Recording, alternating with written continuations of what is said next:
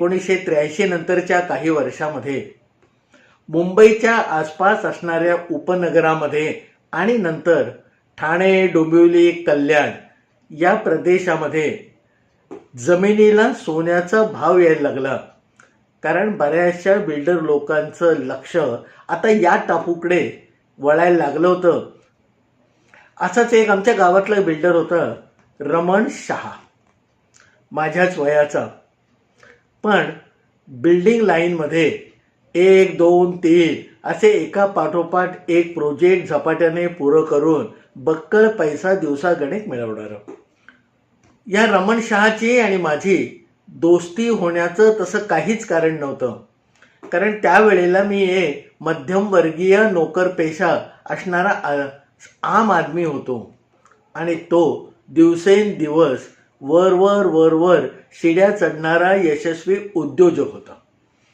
नक्की कोणत्या कारणाने कोणत्या ठिकाणी या रमणची आणि माझी पहिली भेट झाली हे आज मलाही आठवत नाही आणि त्यालाही आठवत नाही. पण 6-8 महिन्यामध्ये तोंड ओळख, मग ओळख आणि मग घट्ट मैत्री असं आमचं नातं झालं. आम्ही कधीही एकमेकांच्या व्यापार, उदीम किंवा इतर भानगडीमध्ये पडलो नाही. एक निखळ मैत्री किंवा आपल्या जीवाभावाचं कोणीतरी एक माणूस इतकाच माझा त्याच्याबद्दल आणि त्याचा माझ्याबद्दल दृष्टिकोन होता. आता तो बिल्डर असल्यामुळे दर 4-6 महिन्यांनी कधीतरी एखाद दिवस घरी येऊन तो सांगत असे की केतकर साहेब, या शनिवारी माझ्या अमुक प्रोजेक्टचं उद्घाटन आहे, भूमिपूजन आहे, तुम्ही आलात तर बरं होईल. मीही मग वेळात वेळ काढून त्या भूमिपूजनाला जरूर हजेरी लावत असे. तिथे घातलेला तो मांडव, नंतर बसलेली मोठी माणसं, मग भूमिपुत्र, त्या जमिनीचा मालक, उदयोन्मुख असलेले वेगवेगळ्या पक्षांचे नेते, समाज कार्यकर्ते आणि या रमण शहाचे काही त्याच्या क्षेत्रातले जिवलग म्हणावे असे मित्र, म्हणजे व्यापारी मित्र, असा तो सगळा रंगमंच किंवा आवार सजलेला असायचं. 1-2 तासाचा तो कार्यक्रम असायचा. पण तिथे बसल्यानंतर एकंदर रिअल इस्टेटमध्ये म्हणजे बांधकाम व्यवसायामध्ये आज काय चाललं आहे याचा थोडा बहुत अंदाज मला बसल्या बसल्या यायचा. आणि त्यासाठी अट फक्त एकच होती की आपले दोन्ही कान उघडे ठेवायचे. त्यांच्याबरोबर बोलण्याची किंवा त्यांच्या चर्चेमध्ये भाग घेण्याची आपली काही प्राज्ञा नव्हती. त्यामुळे जे काही बोलतात ते कानावर पडेल ते साठवून ठेवायचं, एवढाच माझा प्रत्येक भूमिपूजनाला जाण्याचा एक निखळ किंवा शुद्ध हेतू असायचा. एकदा असाच एका भूमिपूजनाला गेलेले असताना तिथले 2-4 भूमिपुत्र माझ्या आजूबाजूच्या खुर्च्यांवर बसलेले होते. एकाने त्यांच्या नेहमीच्या पठडीप्रमाणे पांढरे स्वच्छ कपडे, अर्धा किलो अंगावर सोनं आणि उजव्या हातामध्ये राडो कंपनीचं एक भलं मोठं घड्याळ लावलेलं होतं. त्यावेळेला म्हणजे 1985-88 या दरम्यान सुद्धा राडो ही घड्याळं 12-15 हजार रुपयानं मिळत असत. एवढी ती महाग होती आणि तितकीच दुर्मिळ होती. तर या भूमिपुत्राने, म्हणजे ज्याने आपल्या जमिनी विकून नंतर बक्कळ पैसा आपल्या घरी नेलेला आहे, अशाच एका भूमिपुत्राने राडोचं घड्याळ उजव्या हातावर बांधून तो माझ्या शेजारच्या खुर्चीवर बसला होता. समोरून त्याचा एक मित्र आला, त्याच्याच वयाचा, त्याचाच सारखा पेहराव असलेला, आणि विचारलं, काय दादा, हे घड्याळ घेतलं नवीन? हां बाबा, राडो कंपनीचं आहे, राडो कंपनीचं, असं म्हणून त्याने उजवा हात पुढे केला. मग किती वाजले? असं किती वाजले म्हटल्यावर या राडो कंपनीचं घड्याळ धारण करणाऱ्याचा चेहरा खरकन उतरला.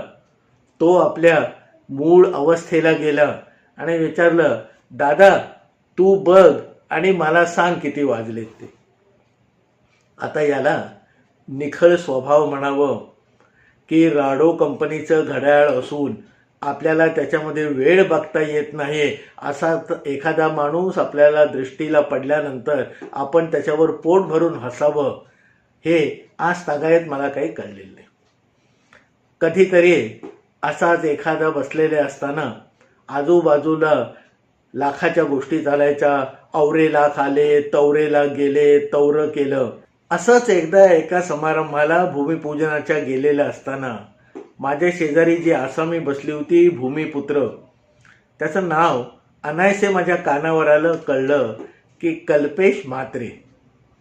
आता हा कल्पेश म्हात्रे माझा काही जिवलग नाही, सखा नाही, पण बाजूला बसलेल्या या माणसाचं नाव कल्पेश म्हात्रे आहे हे मला सहजगत्या कळून गेलं. तो कल्पेश म्हात्रे एक थोडा वेळ स्वस्थ बसला होता. मग त्याचा कंपू त्याच्या आजूबाजूला जमा झाला आणि मग त्यावेळेला या कल्पेश म्हात्रेने काय केलं त्याची चर्चा त्या आपापसात सुरू झाली.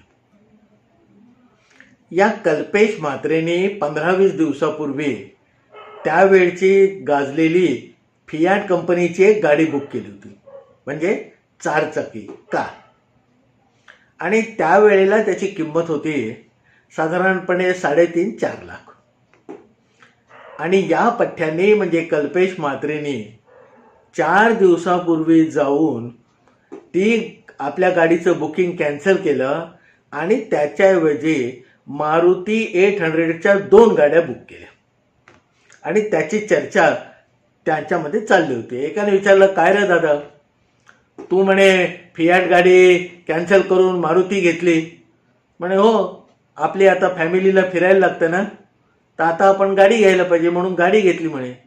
पण म्हणे दादा 2 कशाला गाड्या घेतल्या? त्याच्यावर तो कल्पेश म्हात्रे म्हणजे त्या सगळ्यांचा दादा जरा सावरून बसत, कॉलर नीट करत, जरासा दम खात म्हणाला, हे बघ म्हणे, फियाटची किंमत होती 3.5 आणि ही मारुती 800 आहे, ती 1.5-2 लाखाला घरात पडते. मग आपले पैसे वाचतात म्हणून मग 2 घेऊन टाकल्या. 3.5 लाखामध्ये 2 गाड्या येतात म्हणून 2 गाड्या घेऊन टाकल्या. त्याच्यावर दुसऱ्या एकाने विचारलं की दादा, तू या 2 गाड्या घेतल्या, पण 2 गाड्या तुला करायच्या काय? त्या म्हणे, हे बघ दादा, एक सकाळी काढायची, एक संध्याकाळी काढायची. आपण 2 गाड्या घेऊन चूक केली असं कोण जर म्हणत असेल तर त्यालाही देण्याचं त्याच्या दृष्टीने अतिशय चपकल असं उत्तर तयार होतं. असंच एकदा दुसऱ्या बाजूला माझ्या त्यांच्या आपापसात चर्चा चालल्या होत्या. बिल्डर लोकांशी कसे व्यवहार करतात, काय करतात, किती सावध राहावं लागतं, याबद्दल तो कंपू आपापसामध्ये चर्चा करत होतो. बोलता बोलता एक जण म्हणाला, म्हणजे त्या भूमिपुत्रांपैकी, माझ्याशिवाय व्यवहार होऊ शकत नाही, माझे काका मामा काय करू शकत नाही. दुसऱ्याने विचारलं, का रे बाबा, एवढा तुला असा पक्का विश्वास? नाही, बोलतो, जमिनीची पावर पेटी माझ्याकडे आहे. मी चमकून त्याच्याकडे पाहिलं, तो परत ते सांगत होतं की जमिनीची पावर पेटी माझ्याकडे आहे, त्यामुळे आता माझ्याशिवाय व्यवहार होऊ शकत नाही. आता जमिनीच्या बाबतीमध्ये साधारण 7-12, कुलमुखत्यार पत्र, इतके साधे सोपे सरळ शब्द कधी ना कधी माझ्या कानावर पडले होते. पण जमिनीच्या व्यवहारामध्ये असलेली पावर पेटी हा शब्द मी पहिल्यांदाच ऐकला. माझी उत्सुकता चाळवली गेली, पण मी त्याला काही छेडलं नाही. तो समारंभ संपल्यानंतर आमचा हा जो रमण शहा होता, त्याच्याबरोबर गाडीतून परत येताना मी त्याला सहज विचारलं, अरे म्हणे, कागदपत्रामध्ये हल्ली काय नवीन प्रकार आलाय का? म्हणे, का बुवा तू असं, साहेब असं तुम्ही का विचारताय? म्हणे, नाही, आज तुमच्यापैकी एक जण सांगत होता पावर पेटी माझ्याकडे आहे. आता पावर पेटी हा शब्द ऐकल्यावर 5-7 वर्ष त्या धंद्यामध्ये काढलेल्या रोजच्या खबरा ज्याच्याकडे नित्य नियमाने आहेत, तो आमचा रमण शहा सुद्धा थोडासा चक्रावला आणि तो म्हणाला, नाही बाबा, कागदपत्रामध्ये पावर पेटी असं काही नसतं. म्हटलं, नाही बाबा, तुझा तो माणूस सांगत होता. म्हणे, काहीतरी असेल, मग सांगतो तुम्हाला.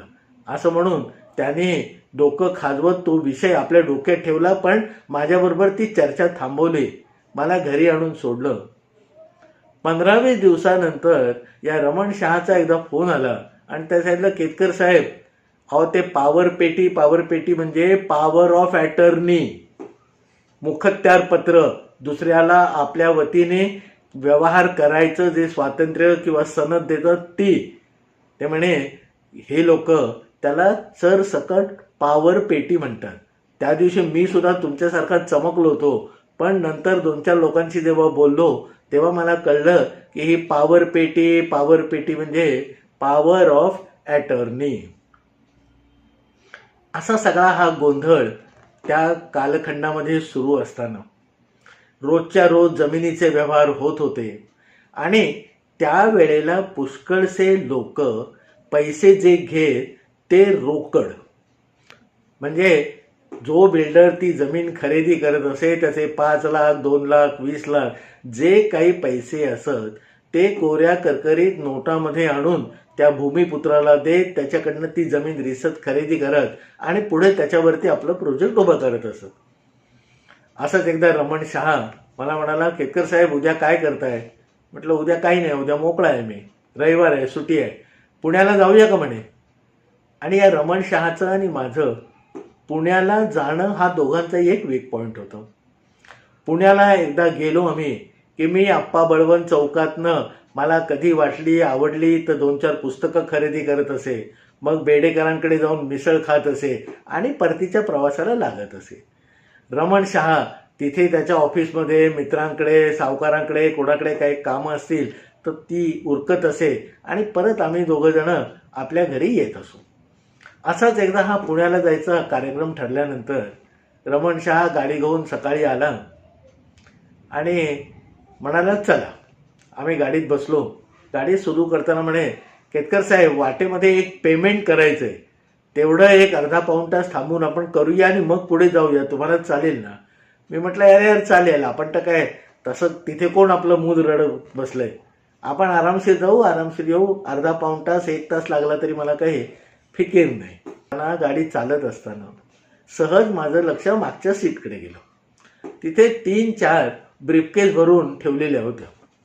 मी म्हटलं रमण आज मला परत यायचंय, तू परत येणार आहेस का तिकडेच थांबणार आहेस? नाही म्हणे केतकर साहेब मी पण आज परतच येणार आहे. नाही म्हटलं हे तू 3-4 बॅगा भरून सामान घेतलंयस, मला वाटलं तुला 3-4 दिवस तिकडे राहायचं मुक्काम करायचा काही विचार आहे की काय? म्हणे नाही ते असेच आहेत, अशाच पेट्या आहेत त्यामुळे. ठीक आहे म्हणून मीही फारसं लक्ष दिलं नाही. मग आम्ही वाटेमध्ये जिथे त्याचा व्यवहार होता त्या माणसाच्या घरी गेलो. तिथला भूमिपुत्र होता तो, त्याची 4-4.5 एकर जमीन होती आणि ती जमीन आमच्या रमण शहाने विकत घेतली होती. त्या घरामध्ये आम्ही गेलो, आमचा चांगला आदर सत्कार झाला, चहा पाणी झालं. रमण शहाने त्याच्यावरती ज्या काही सह्या करून घ्यायच्या होत्या त्या करून घेतल्या आणि नंतर त्यांच्याच घरातला एक मुलगा घेऊन तो गाडीकडे गेला.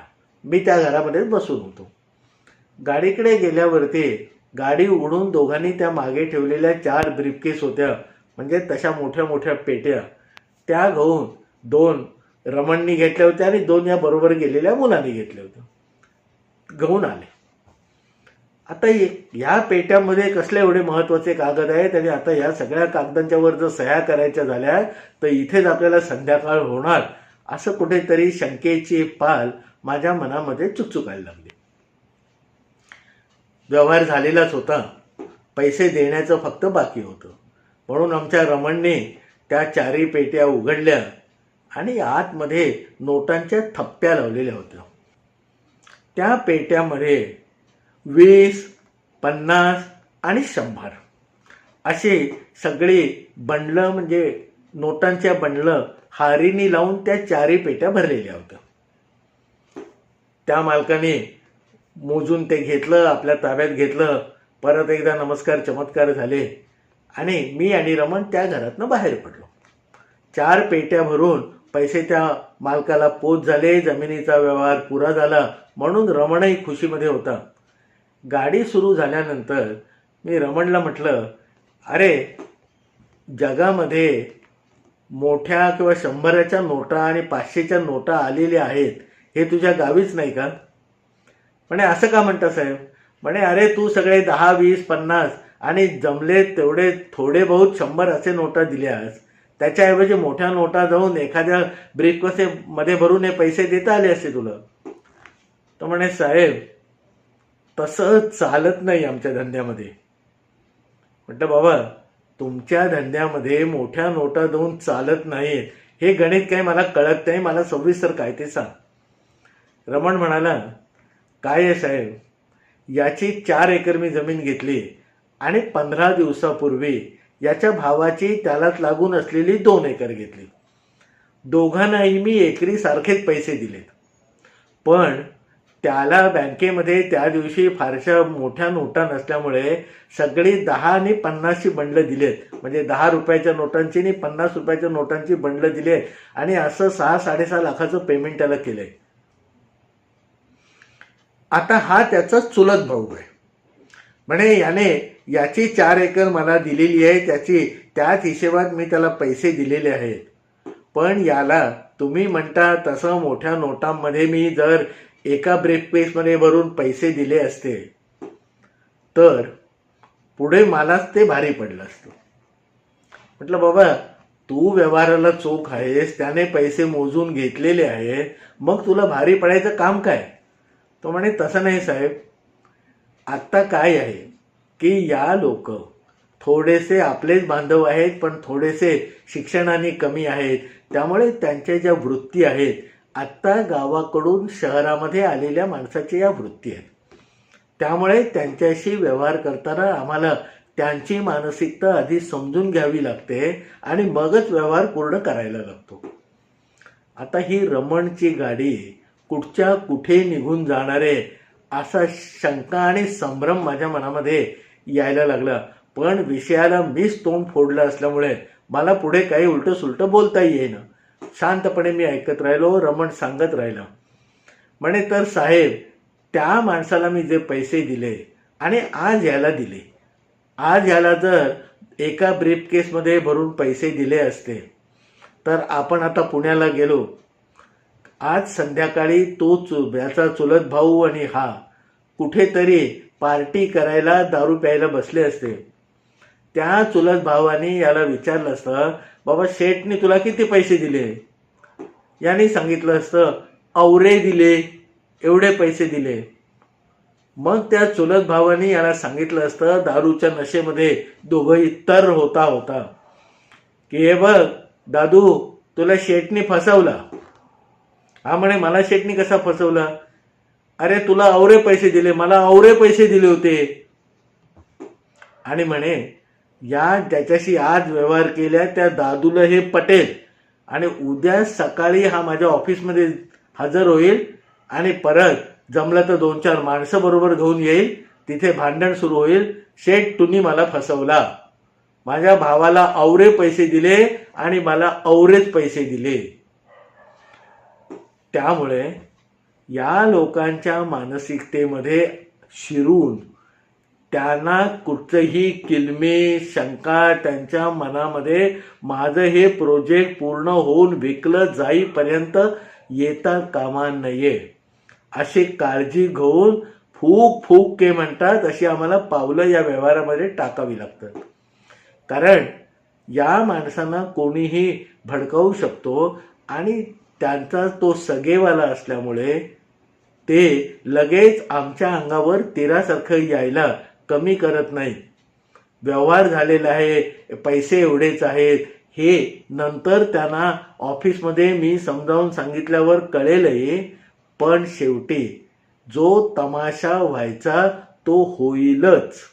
म्हणून एक साळसूतपणे पुढे कुठे काही बतंगड होऊ नये म्हणून मी आज या दामूला सुद्धा औरे पैसे दिले.